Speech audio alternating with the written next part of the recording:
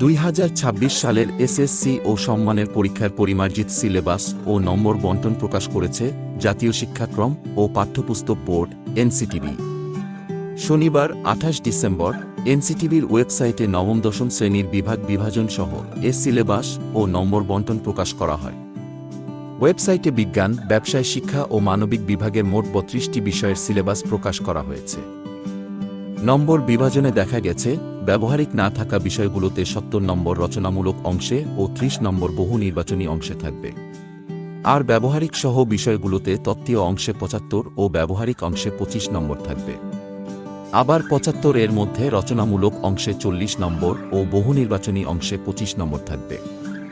আওয়ামী লীগ সরকার প্রণীত নতুন শিক্ষাক্রমে নবম-দশম শ্রেণীতে বিভাগ বিভাজন উঠিয়ে দেওয়া হয়েছিল। গণ আন্দোলনে সরকার পতনের পর অন্তর্বর্তী সরকার আবার সেটি ফিরিয়ে এনেছে।